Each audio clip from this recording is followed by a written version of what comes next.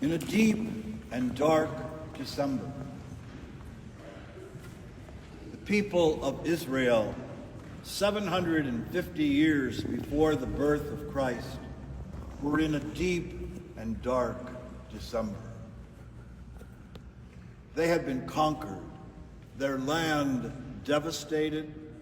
They were now captives in another country. They lived in fear, depression. Life was so hard. And then a voice speaks up. In the midst of all of that, the prophet Isaiah says, I know the tree of Jesse has been cut down, but from the stoop, from that stump, will come a shoot. Someone new, someone to lead us, someone to give us hope where it looks hopeless.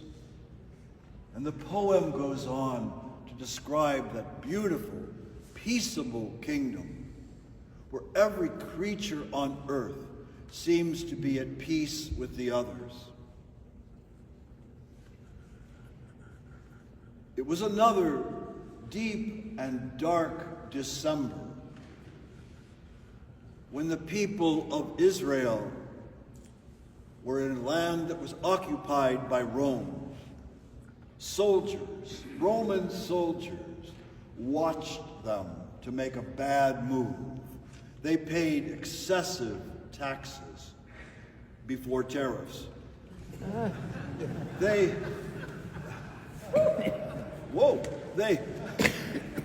lived in fear. They too saw their way of life being compromised every day by being in the possession of the Roman Empire. And into their deep and dark December came a voice.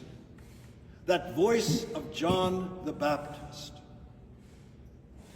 inviting everyone to prepare the way of the Lord, the hope that one is coming to deliver us from all of this.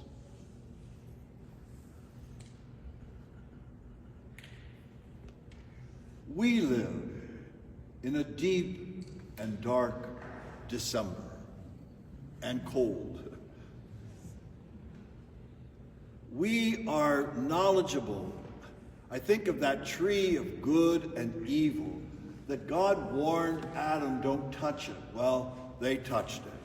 And now we know the fruits of good and evil. And in our day, the internet is 24 hours a day describing the world that we're living in. And that can be depressing. That can really pull us down. In our own country, the vitriol, the partisanship, the name-calling goes on and on.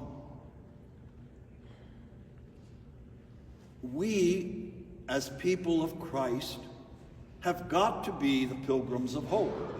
We have got to be the people of hope in our own deep and dark December. We must not let all the chaos in our lives and in our world distract us from the one who came to save us. How I wish that the peaceable kingdom existed in its fullness. That image of ox and lion and lamb and the boy with the poisonous snake all living together well. What's missing is the human animals. If only the human animals could live together in peace. We seem incapable of doing that. And yet we have to be the people who hold out the hope. When John the Baptist challenged the scribes and Pharisees, he said, you've got to give some evidence. You've got to bear some good fruit if you really are changing your heart and changing your life. He challenged them to give evidence of their renewal. And that continues to be important to us. We too have to practice justice.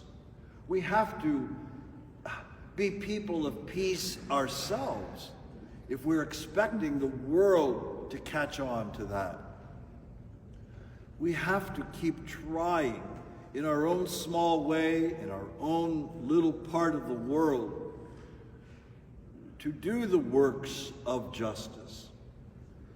Justice, peace, care for creation seem to be unrealizable hopes, and yet we have got to keep doing what we can to help this world of ours move closer to that vision of Isaiah.